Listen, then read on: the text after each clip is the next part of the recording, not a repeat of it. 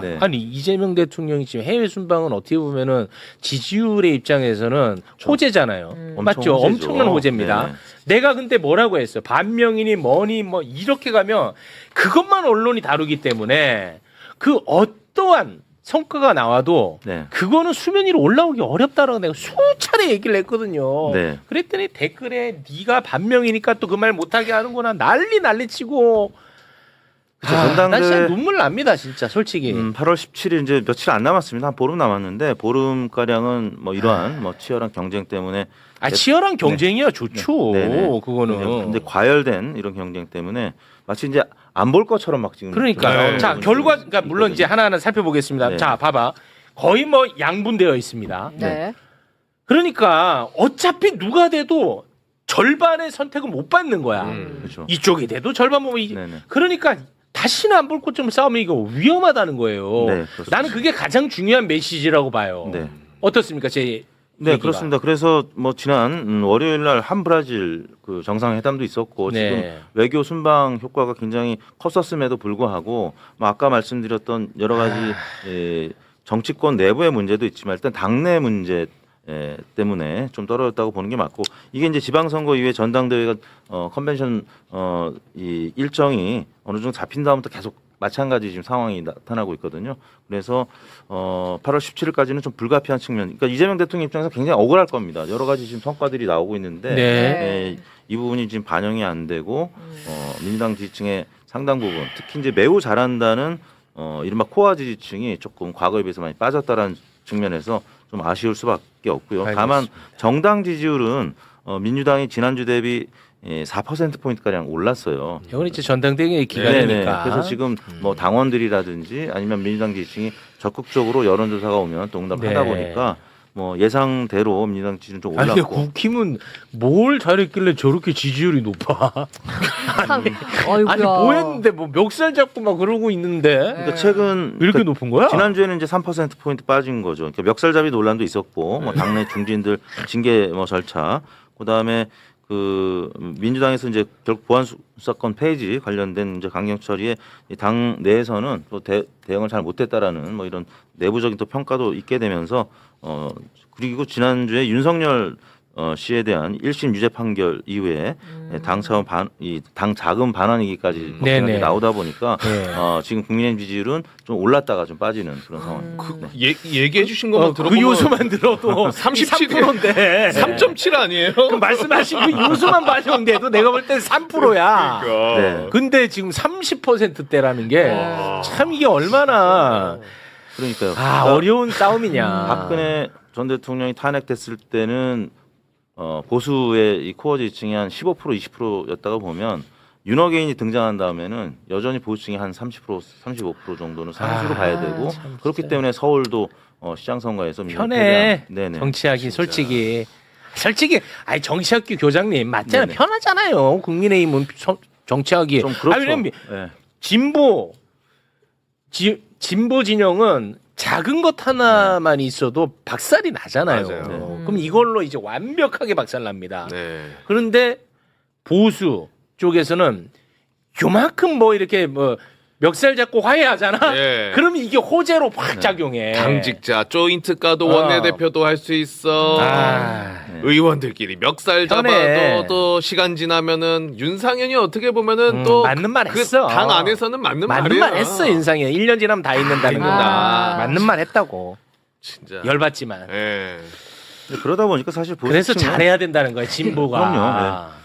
그래서 보수층은 지금 이러다 보니까 사실 진보는 그래도 치열하게 막 이렇게 다투고 뭐 이렇게 경쟁을 하면서 조금씩 진보해 가고 발전해 나가는데 보수 진영은 계속 이런 좀 믿는 구석이 있다 보니까 철저한 반성도 없이 뭐 맞습니다. 계속 또 탄핵도 2번이나 당하는 뭐 정권이 됐고 맞습니다. 뭐 이러다 보니까 사실 총선이라든지 지방선거 때 전국적인 득票격차는 크지는 않습니다. 근데 네. 이제 약간의 이런 부족한 부분 때문에 중도층의 선택을 못 받고 있고 그러다 보니까 계속 국회에서 의석수가 많이 밀리는 거죠. 이런 부분이 오히려 보수층에는 좀 그 보수 진영에 독이 되고 있을 가능성이 있다라는 거죠. 알겠습니다.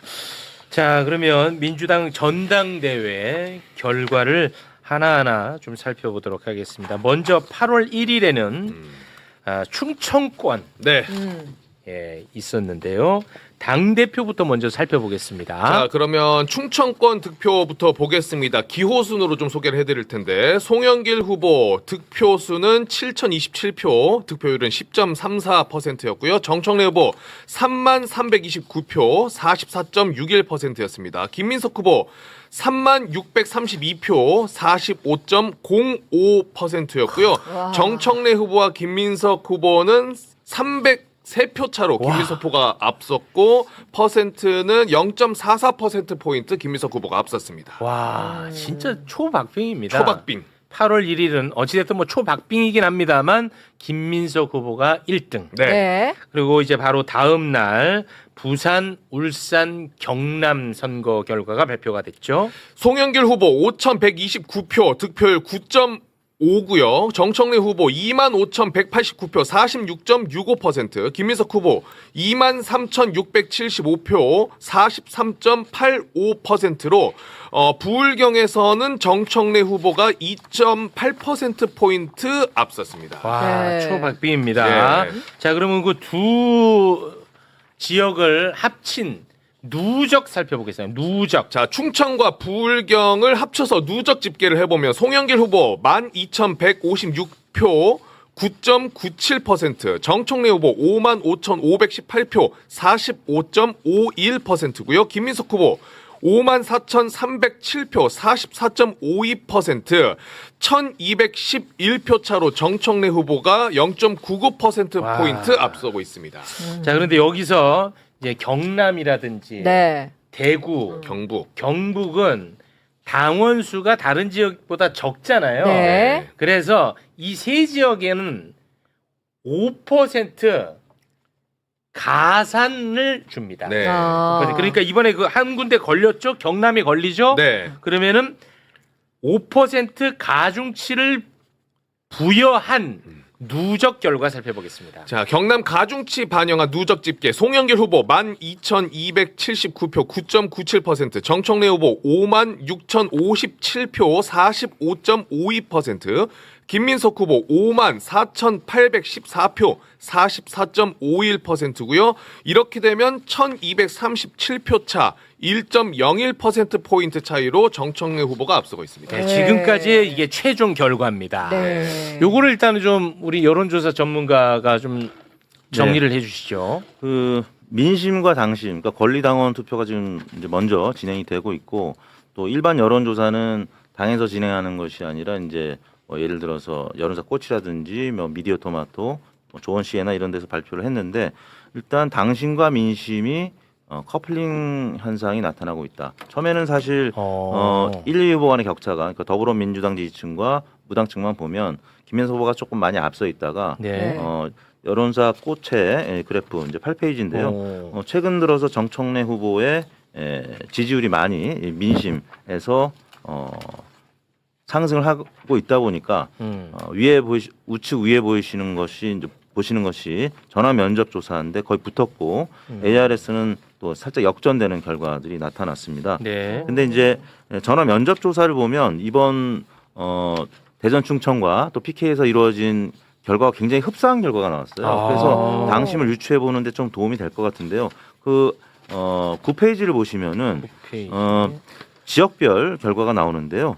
캐티라고 써 있는 것이 전화 면접 조사 부분인데 대전 충청 세종을 보시면은 29.8대 28.6 김민석 후보가 아주 미세하게 앞서는 것으로 조사가 됐는데 이게 실제 대전 충청 결과랑 비슷하게 나왔고요. 또 반면에 부산 울산 경남 전화 면접에 부산 울산 경남 조사를 보시면 여기서는 또 정청래 후보가 근소하게 앞서는 것으로 그러니까 여론사 꽃이 아무래도 뭐 진보층이 조금 더 적극적으로 응답할 가능성이 있는 조사의 하우스 이펙트라고 하죠. 그게 있는 것이기 때문에 이런 당심이라든지 민주당 지지층을 분석하는 데는 도움이 될 수 있고 실제 전화 면접 조사는 이번 민주당 전당대회 초반 판세랑 거의 비슷하게 나왔기 때문에 그렇다면 앞으로 남아있는 인천, 경기, 또 대구, 경북, 그다음에 더 나아가서는 광주, 전라와 서울 이렇게 보시면은 다른 지역들은 굉장히 팽팽한 것으로 나왔고 가장 관심의 대상 광주, 전라는 광주 전라 김민석 후보가 한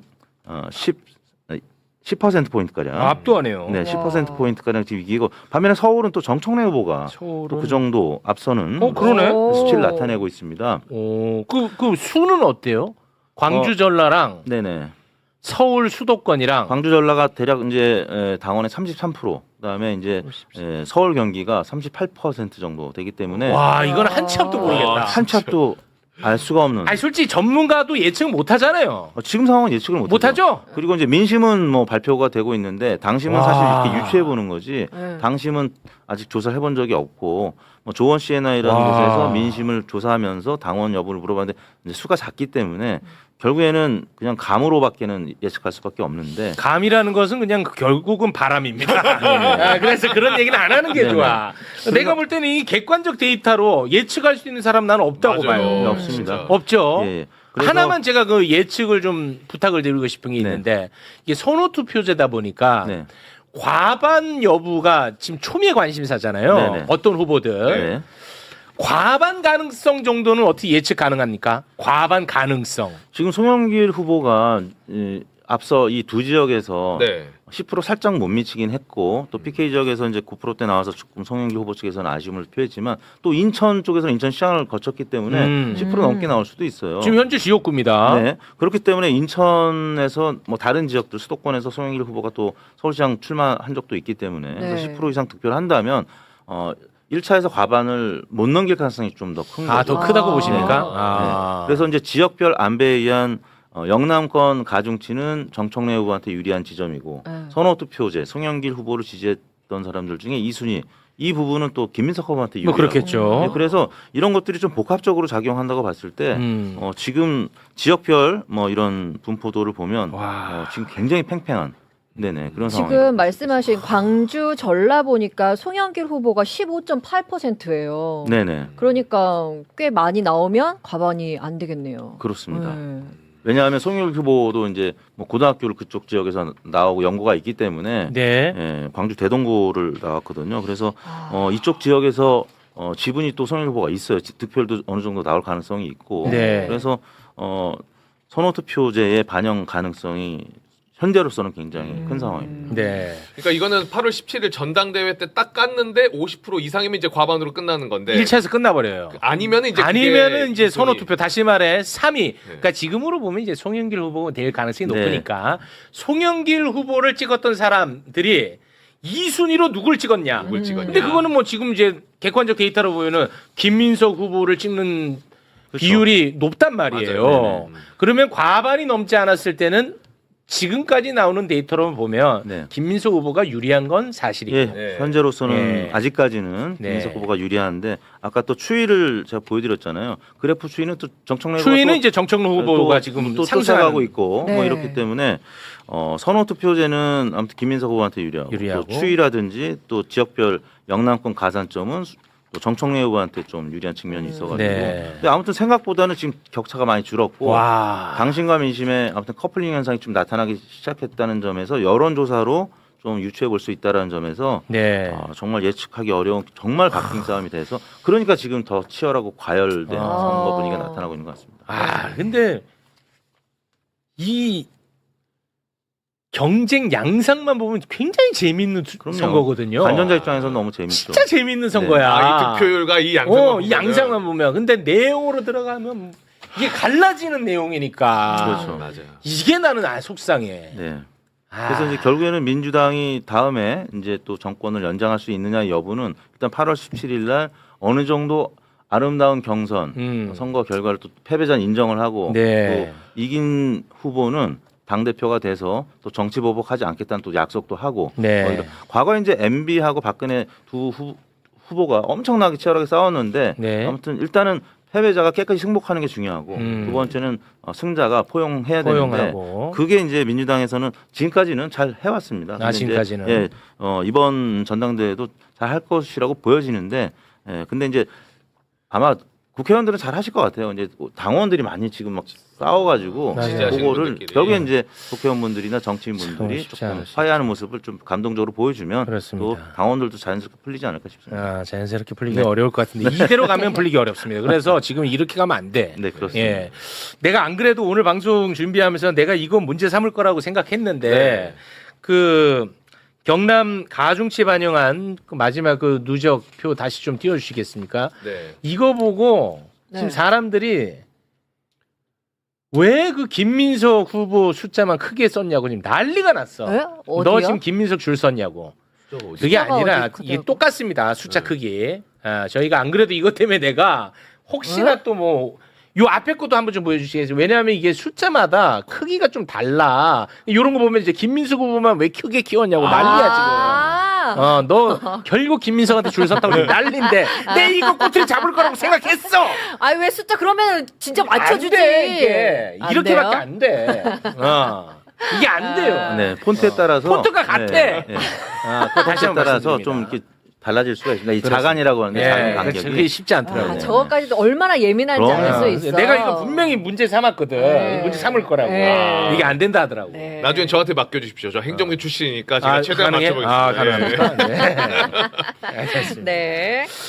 자, 그러면 최고위원 후보는 뭐 나눠서 보지 말고 누적만 한번 보겠습니다. 누적만. 자, 누적만 보면요. 지금 최민희 후보 55,080표 22.58. 그다음 박선우 후보 40,038표 16.41%. 퍼센트만 보죠. 예. 비율만. 한민수 후보 14.46%, 서미화 후보 13.72%, 김용 후보 12.41%, 이성윤 후보 11.34%, 임미애 후보 5.73%, 김용호 후보 3.35%. 와, 이것도 진짜 어. 1위 빼고는 진짜로 격차가 얼마 안 나네. 네. 이거는 어떻게 분석하십니까? 일단 여기서 5명 여기서 5명 올라갑니다. 네. 만약에 그러니까 최민희 후보가 여성이고 당선 가능성이 매우 높기 때문에 여기서 이제 5명 선출된다 이렇게 확정적으로 얘기해도 크게 틀리지 않을 것 같습니다. 네. 예, 요 분석 좀 부탁드립니다.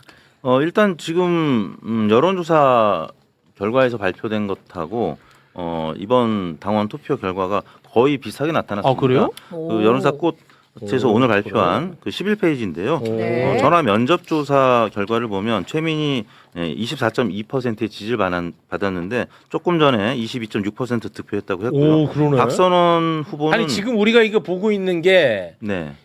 꽃에서 이거는 주말에 조사한 건데 여론조사 방식은 뭐예요? 그냥 전화 면접으로 한 전화 거지. 면접? 예, ARS가 아니고 상단에 있는 게 위에 파트가 전화 면접. 아 밑에가 이제 ARS고. 네, 근데 이제 위에 전화 면접 조사 결과가 이번 당심 투표 결과하고 굉장히 비슷하게 나타나서 뭐 박선원 후보는 0.5% 포인트 차이밖에 안 나고요. 와, 진짜. 서미아 후보도 뭐 거의 비슷합니다. 14% 와. 나타났고 한민수 후보도 0.1% 포인트밖에 차이가 안 났습니다. 네. 다만 그 이성윤 후보하고 김용 후보 간의 격차는 조금 조사 요거는 좀 결과하고 다르네. 차이가 있었는데 결국 관건은 그겁니다. 이 뭐 친명이냐 아니면 혹은 친석이냐 아니면 친청이냐 이 후보가 2명이냐 3명이냐 이 지금 조합이 궁금하잖아요. 5명 안에. 네네 5명 안에. 근데 일단 2명은 어느 정도 지금 공통적으로 조사 결과들이 나타나고 있고 실제 이번 투표 결과는 나타났는데 문제는 5위 이성윤 후보가 할 것이냐 김용 후보가 할 것이냐 뭐 물론 이제 다른 후보들이 임미애 후보도 있고 김용 후보도 있습니다만 네. 아무튼 지금 현재로서는 김용 후보냐 이성윤 후보냐 이 그 싸움이. 예, 그 싸움이 오히려 더 관심이 가고 5위 싸움. 네, 그래서 뭐 생일 월별로 어떻게 투표하느냐 뭐 이런 조합 뭐 그 캠페인 때문에 지금 당에서 시끄러운데 아무튼 그런 뭐 조합과 관련해서 각 진영에서는 굉장히 또 전략을 짤 거고요. 네, 뭐 그런 자발성에 남겨두는 겁니다. 우리는 그 네네. 얘기 하지도 마십시오. 네네. 그래서 이제 최민희 후보하고 박선원 후보의 지지율이 만약에 조금 움직여질 수 있다라고 하면 나머지 후보들한테 또 네. 조금 지지율이 갈 수가 분산된다고 하면은 아무튼 순위가 바뀔 수는 있는데 뭐 과거에 뭐 정봉주 후보가 상위권으로 가다가 확 또 떨어졌던 전례가 있기 때문에 네. 순위는 언제든지 출렁거릴 수가 있다는 게 또 최고위원 후보군의 순위고 현재로서는 아무튼 5위 싸움이 가장 관심이 가고 있는 대목입니다. 와, 이 참. 와, 이 한 치 앞도 모르네. 치열하네요. 치열합니다. 진짜 치열하네. 와. 그 최고위원 지금 후보들을 보면은 네. 뭐 어떤 분들은 김민석 후보와 좀 가깝게 네. 세간의 평가를 받고 있고 누구는 정청래 후보와 가깝다고 평가를 받고 있는데 네네. 그것들을 이제 가장 중요한 선택의 기준점으로 삼나 보군요. 그렇죠. 유권자분들도. 현재로선 현재로선 그렇습니다. 아. 그래서 캠페인도 지금 러닝메이트 성격으로 같이 하고 있고 아. 근데 이제 뭐 그러다 보니까 최고위원 후보 간의 또 경쟁도 아주 치열해서 지금 과열된 원인 중에 하나가 또 최고위원 투표인데 이게 네. 이제 1인 2표를 하는 거거든요. 그래가지고 조금 더 가변적이어서 순위는 충분히 지금 오차 범위 내잖아요. 2위부터 5위까지 뭐 6, 7위까지. 네. 그래서 언제든지 순위는 바뀔 수 있다라는 점에서 오히려 뭐 당대표 선거도 관전 포인트가 있고 재밌지만 이 최고위원 네. 이 순위 이 부분을 또 예측해 보는 것도 굉장히 큰 관전 포인트가 될 것 같습니다. 네. 우리 그 대한민국 최고의 전문가로 네. 제가 엄청나게 신뢰하는데요. 네. 이번에 이제 토 일요일 결과가 공개가 됐습니다. 네. 우리 대표님의 예측하고 좀 비슷했습니까? 아니면 굉장히 충격적으로 받아들이고 있습니까? 저는 이제 저도 갖고 있는 정보는 민심밖에 없었기 때문에 근데 김민석 후보가 이 대전 충청하고 PK 지역에서 한 7% 포인트를 기점으로 해가지고 그거보다 적으면 한번 해볼 만하다. 이길 수 있다라는 거였고 10% 포인트 격차면 굉장히 팽팽한 상황이다. 이렇게 이제 전략성 메시지를 던져주고 저도 이제 관전했기 때문에 그래서 7% 포인트가 던져주는 그 의미 때문에 그랬는지 모르겠는데 김인석 후보가 대전 충청에서 꽤 선전을 했구나라고 이제 생각을 했는데 또 PK에서는 또 반대로 이 역학에서 이어지지 못하고 또 말이 긴 걸 보니까 틀렸다는 거네요. 아, 네네. 그렇죠. 네네. 말이 왜냐하면 길잖아. 이게 틀린 거야. 정청래 후보가 조금 더 앞설 것이라고 말이 길잖아. 틀린 거라고. 근데 이제 그렇습니다. 김인석 후보가 꽤 선전을 했다라고 이제 보여지는 대목입니다. 이거 굉장히 또 괜히 또 이 말에 하면은 또 뭐 저거 누구 편드는 거 아니야? 뭐 이렇게 할까봐 그렇죠. 내가 좀 조심스럽긴 한데 아니 맞습니다. 나 말도 안 했는데 뭘 맞습니다야. 조심스럽죠. 근데 그 얘기는 네. 꼭 하고 싶어. 이 대한민국의 언론 지형 이거 진짜 문제다. 네. 지금 열어보니까 진짜 그야말로 5대5입니다. 네. 근데 언론 지형은 어땠습니까? 거의 9대1이었어요. 그랬죠. 그거는 건강하지 않은 거잖아. 네. 그리고 언론은 반성해야 돼. 그리고 진짜. 또 하나 이제 말씀드릴 수 있는 거는 물리학 용어 작용과 반작용이라는 게 있잖아요. 네. 근데 우리 국민들이나 또 당원들이 굉장히 스마트해졌습니다. 그래서 그런 식으로 언론이 또 이상한 쪽으로 보도를 한다고 해도 당원들이나 또 이 지지층은 또 반작용을 합니다. 그래서 또 오히려 더 결집하고 이런 굉장히 선순환적인 그런 역동성이 있기 때문에 네. 언론이 조금 문제가 있어도 네. 또 당원들은 또 그거를 행간을 읽고 또 네. 반응하는 이런 모습을 볼 수가 있어서 일단 좀 다행스러운 부분이 있는 것 같습니다. 알겠습니다. 네. 그 김민석 후보가 지금 당대표 후보 중에 유일하게 매불쇼 아직 출연을 안 한 상태인데 네네. 지금 계속해서 일정을 조율하고 있습니다. 네. 뭘 저희가 뭐 선택하고 이런 게 아니라는 점 분명히 말씀드리겠습니다. 네. 네. 네. 뭐 누군가는 또 야 왜 선거 중간에 불러 줄 섰구만 이렇게 생각할 수도 있고 아니 왜 늦게 불러 어디 줄 섰구만 이렇게 생각할 수도 있는데 조율 끝에 나온 결과물이다. 그럼요. 지금 네. 이제 한 사람 한 사람 더 다 만나야 되기 때문에 네네. 그 일정 조율하기 굉장히 어려운 굉장히 모양이고요. 어렵습니다. 이건 뭐 김민석 캠프뿐 아니라 정청래 다 캠프 그래요. 다 마찬가지입니다. 예. 자, 오늘 뉴스 바로 살펴보도록 하죠. 민주당 전당대회 소식부터 짚어볼 텐데 8월 1일부터 순회 경선이 시작되었고요. 지역 경선이 충청권 그리고 다음날 부울경 이렇게 두 군데에서 결과가 나왔습니다. 누적 득표율로는 정청래 후보가 총 1211표가 더 많은 한 퍼센테이지로 치면 한 1% 정도 앞서는 초박빙 결과가 나왔다. 뭐 뉴스에서 많이들 보셨을 텐데 세 분의 좀 총평 혹은 해석 한번 들어보도록 하겠습니다. 우리 정상근 기자부터 들어볼까요? 네, 저는 생각보다 김민석 후보가 좀 선전했다라고 좀 느껴졌어요. 일단 뭐 충청권은 뭐 잘 알려져 있다시피 김민석 후보의 뭐 이제 고향으로 알려져 있는 상황이고 예. 또 부울경 같은 경우에는 뭐 이른바 이제 친문을 오래 하셨던 분들, 그러니까 지역에서 굉장히 척박한 환경에서 오랫동안 활동하셨던 분들, 굉장히 끈끈하고 또 유대감도 깊은 것으로 알려져 있는데 좀 이분들이 좀 아무래도 이제 정청래 후보 쪽으로 좀 이렇게 좀 정서적으로 좀 가까울 것이다라는 좀 그런 의견들도 있고 그래서 정청래 후보가 조금 조금 이제 그 격차가 좀 있는 상태에서 1위를 하지 않을까. 근데 50%를 넘길까 안 넘길까가 저는 좀 관심 포인트였는데 오히려 충청권에서는 이제 김인석 후보가 승리를 했고 예. 또 부울경도 그렇게 떨어져 있지 않은 상태에서 이렇게 격차가 나와가지고 네 저는 조금 의외로 봤습니다. 어허. 네. 임세훈 부대변인은 어때요?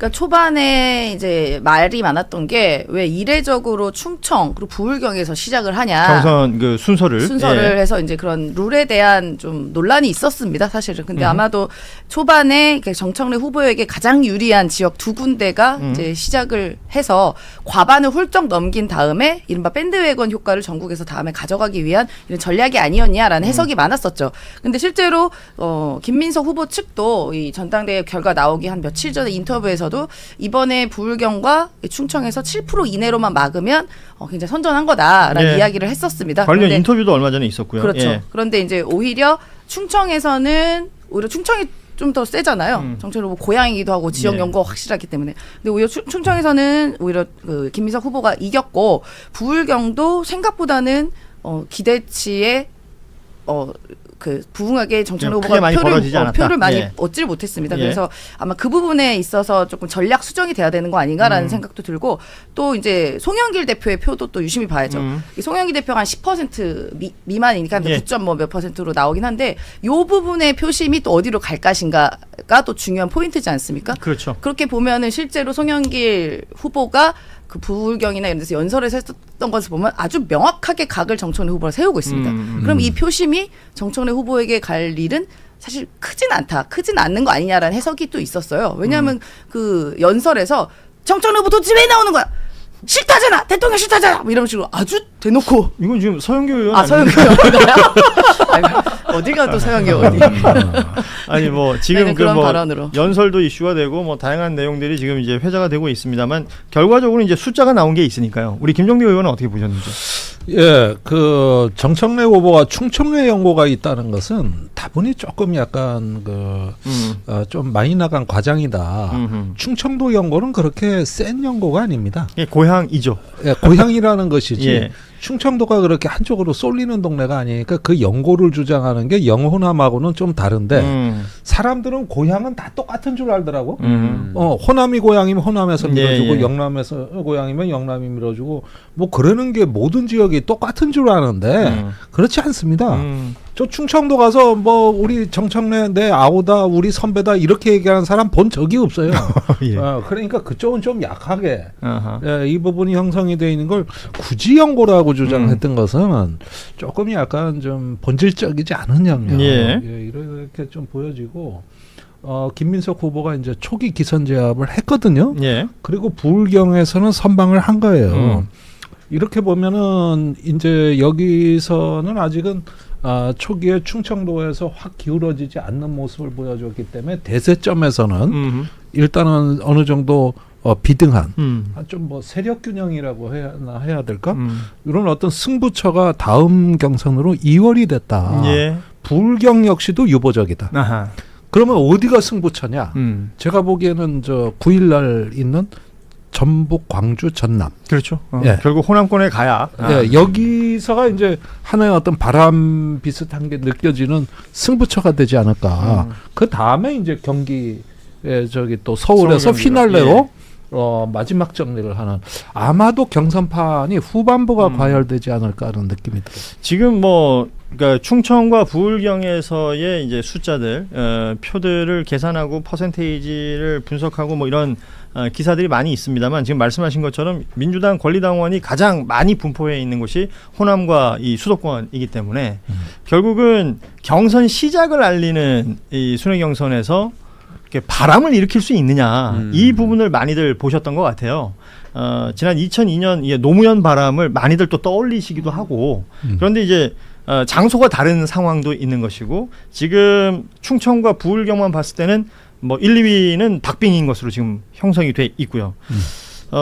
이 상황 속에서의 이제 벌어지고 있는 그 현장에서의 각각의 에피소드들이 오히려 많은 사람들의 관심사가 되고 있는 것 같고 그 볼콕이라고 하나? 예. 그게 뭐요? 예. 그 장면이 그 이지은 위원장과 이제 정청래 보셨어요? 후보 간에 뭐 연출이 된 장면을 두고도 얘기를 하고 또 최고위원 지금 입후보해서 지금 현재로서는 1위를 달리고 있는 최민희 후보의 서미화 후보가 또 이제 그 연설하는 장면에서의 어떤 대응 모습이라든지 뭐 이런 것들이 또 다른 이야기거리들을 만들고 있는 전당대회 상황으로 보입니다. 그래서 그런지 초박빙이고 막 그런 상황이라서 그런지 좀 이렇게 격화되는 느낌도 있어요. 연설 내용들은 어떻게 들으셨어요?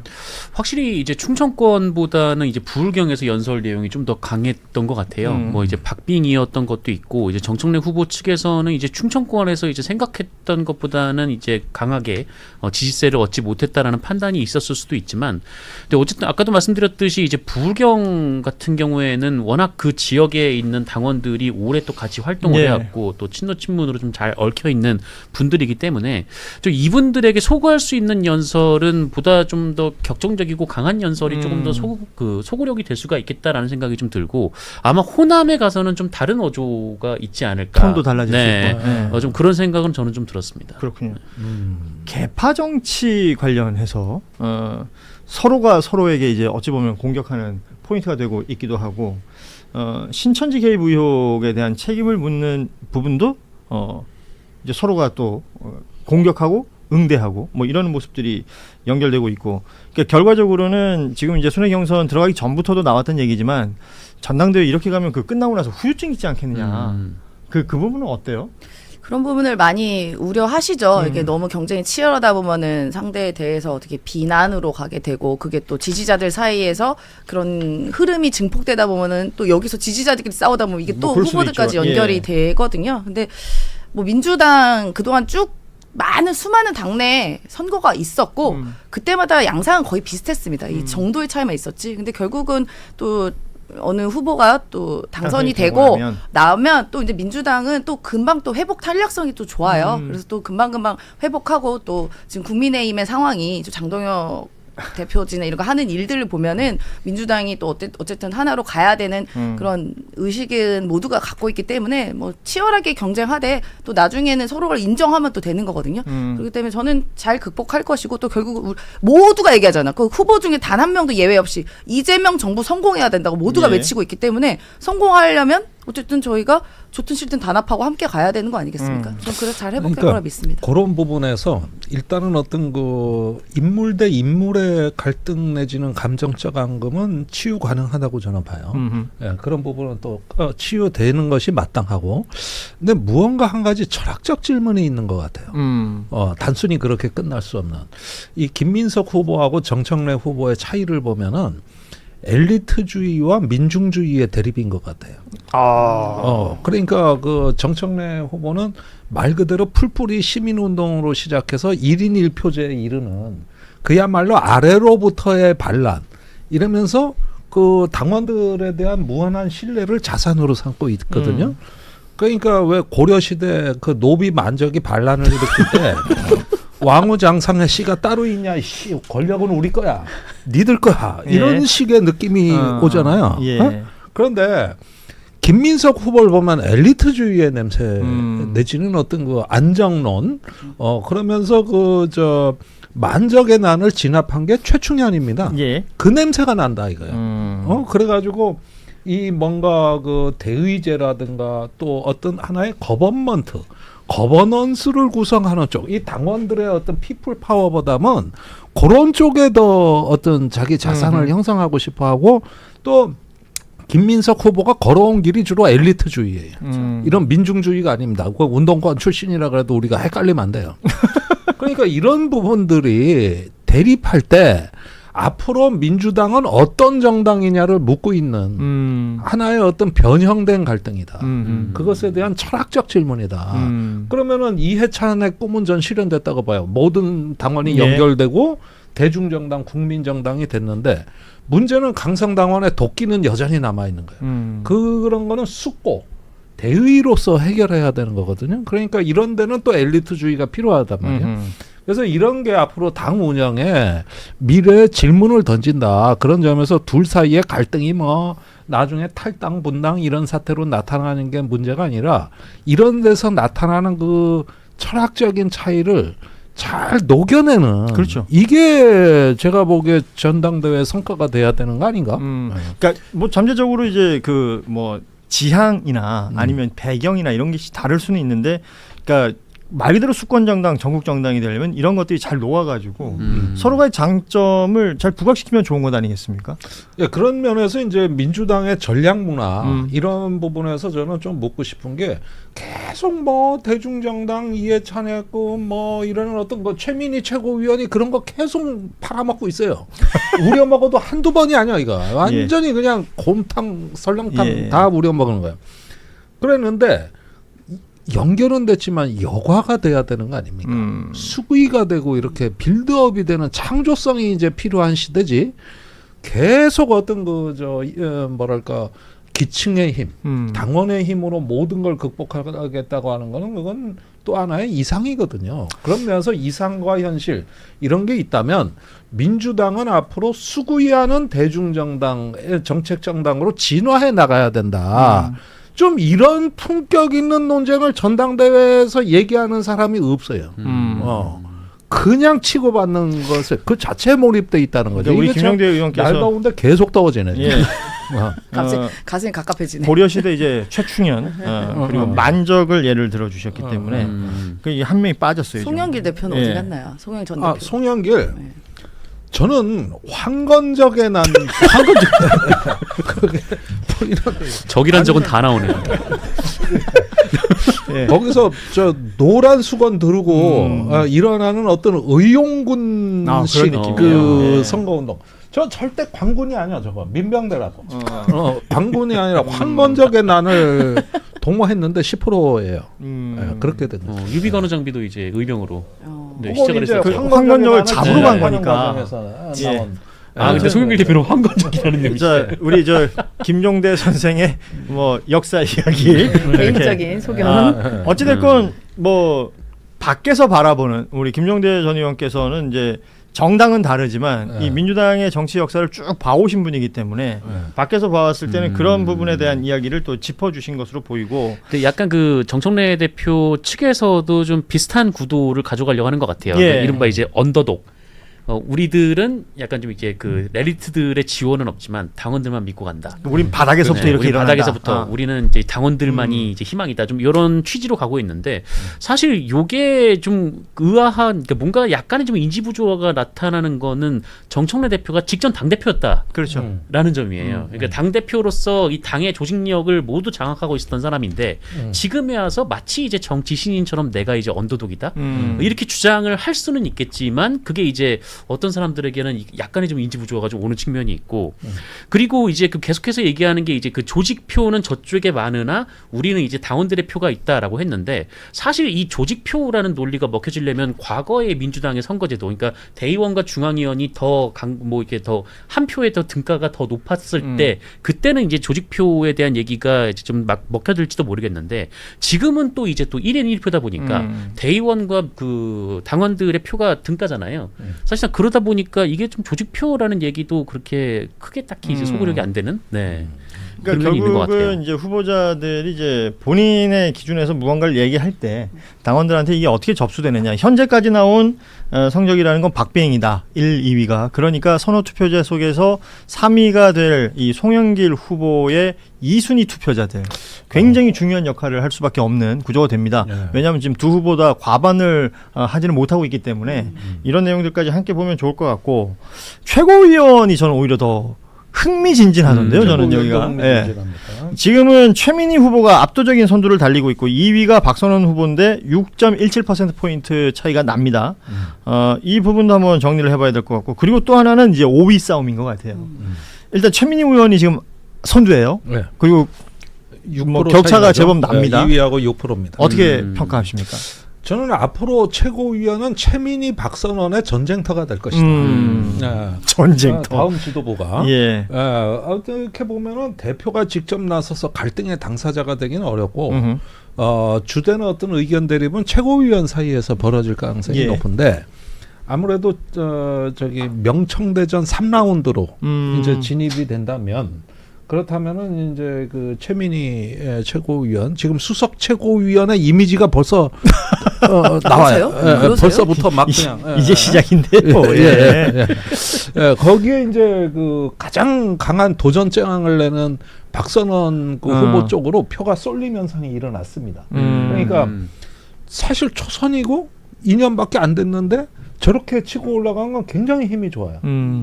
그래서 또 김민석 그 지금 후보에 마치 수석 참모 같은 느낌이 든단 말이에요. 박선원 후보가. 그리고 이건 진짜 썰인데 이번에 신천지 그것도 박선원 최고위원 후보가 기획한 거 아니냐는 의문 제기도 많아요. 기획. 네. 정보가 많으신 분은 맞아요. 네, 국정원 출신이고. 출신이라서. 그러다 보니까 2위까지 치고 올라가는 걸 쭉 봤을 때 상당히 힘이 있다. 그렇게 보면은 양쪽 진영을 대표하는 최고위원 구도가 얼핏 나오고 또 그 밑으로도 쭉 보면은 그 저 한민수, 서민화 이런 식으로 나가는 그 과정도 비등합니다. 말하자면 바뀝니다. 지금 이제 소위 말하는 개파로 나눠 보자면 지금 퐁당퐁당 아니에요. 네. 지금 그렇습니다. 현재로서는 퐁당퐁당이고 5위에 이제 김용 그렇습니다. 후보가 턱걸이를 하고 있는 거거든요. 김용 후보가 아시다시피 지금 저기 후보에 있는 분들 중에 원 외에 있는 유일한 그렇죠. 유일한 인사이고 그리고 5명까지가 이제 당선권이기 때문에 6인 이성윤 의원하고도 지금 거의 붙어 있어요. 지금 이제 뭐 딱 2군데밖에는 결과가 나온 게 아닙니다만 저기도 관전 포인트가 될 것 같아요. 저기 영상 끝까지 봐주셔서 감사드리고 구독과 좋아요 정중히 부탁드립니다.